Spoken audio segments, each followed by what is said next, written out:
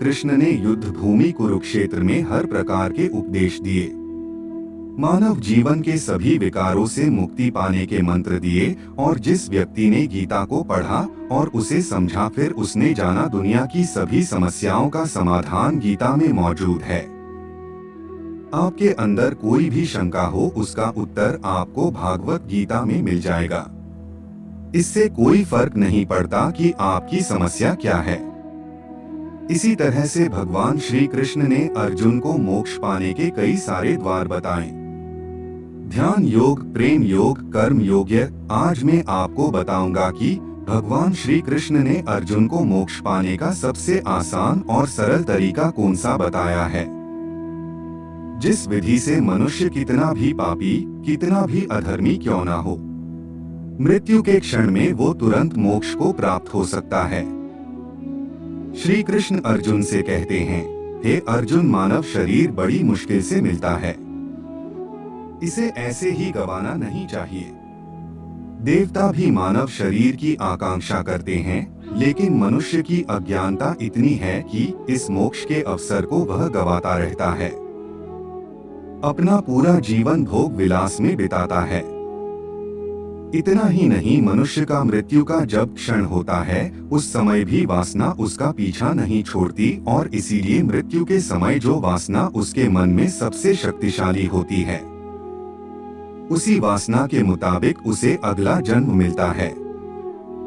दरअसल भगवान श्री कृष्ण द्वारा दी गई ये एक गुप्त विद्या है, ये एक मरने की विद्या है, और जो इस विद्या को जान लेते हैं, वह अपने जीवन में कितने ही पापी क्यों ना रहे हो, किंतु मृत्यु के समय इस विद्या का उपयोग करके वह उस परमात्मा का ध्यान करके मोक्ष को प्राप्त हो जाते हैं।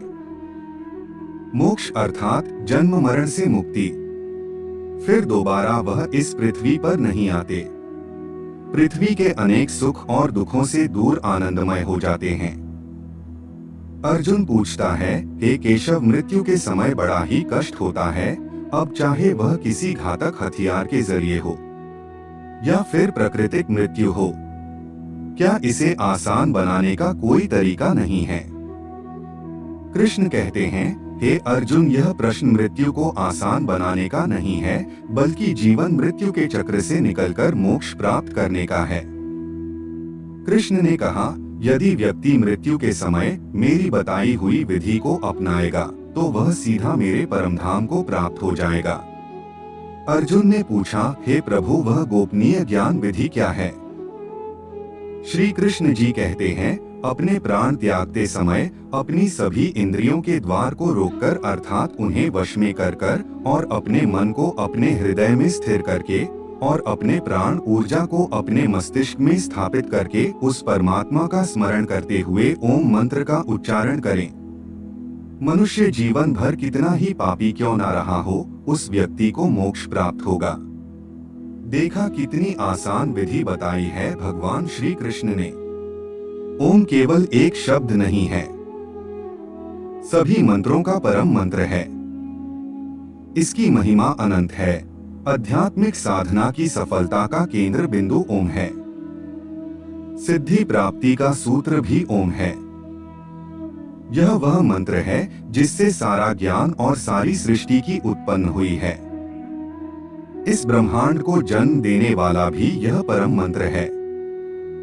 जीवन में ओम के उच्चारण से शरीर के हृदय कमल में आत्मा की ज्योति हमेशा प्रकाशित रहती है, और मृत्यु के समय जब कोई मनुष्य का ओम का उच्चारण एक सुर में करता है, तो इस क्षण में आत्मा और परमात्मा दोनों ही महासुख में होते हैं, आनंद में होते हैं, और दोनों ही मिलने के लिए एक दूसरे से व्याकुल हो जाते हैं।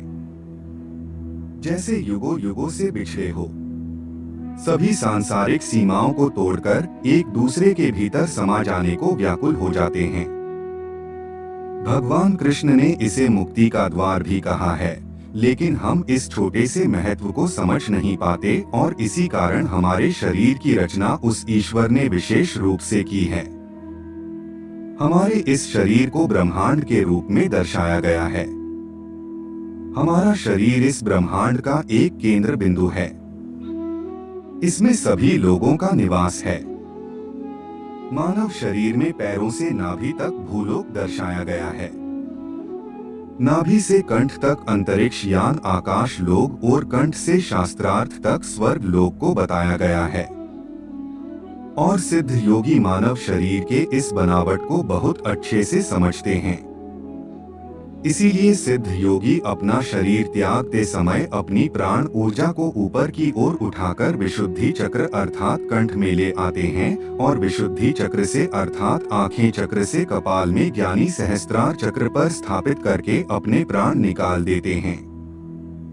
और हम साधारण इंसानों को इस विधि के बारे में कुछ नहीं पता होता और इसीलिए साधारण मनुष्य के प्राण दूसरे द्वार से निकलते हैं, ज्यादातर मूलाधार चक्र से। लेकिन ज्ञानी पुरुष की प्राण ऊर्जा सहस्त्रार चक्र से ही निकलती है। ज्ञानी पुरुष की मृत्यु के समय सहस्त्रार चक्र यानी उसके कपाल की तरफ से क्षतिग्रस्त हो जाता है और इसीलिए सनातन धर्म में मनुष्य की चिता जलाते समय उसकी कपाल पर दंडित से मारने की प्रथा चली आ रही है। ज्ञानी पुरुष के तो यह स्वतः ही हो जाता है, लेकिन हमारी प्रथा के अनुसार हम जबरदस्ती सहस्त्रार चक्र पर चोट करते हैं। लेकिन जबरदस्ती मोक्ष पाया नहीं जा सकता। देखिए भगवान श्री कृष्ण ने कितनी सुंदर व्याख्या की है। मनुष्य के जीवन में केवल दो समय बड़े ही महत्वपूर्ण होते हैं, उसके जन्म का और दूसरा उसकी मृत्यु का समय। जो मृत्यु के समय अपने होश में रहकर ओम का ध्यान कर लेता है वह परमात्मा में विलीन हो जाता है। यह थी भगवान श्री कृष्ण द्वारा मोक्ष प्राप्ति की सबसे आसान विधि। आशा करता हूँ कि आज की यह प्रस्तुति आपको पसंद आई होगी। अगर हमसे कोई त्रुटि रह गई हो तो हमें क्षमा करें। धन्यवाद।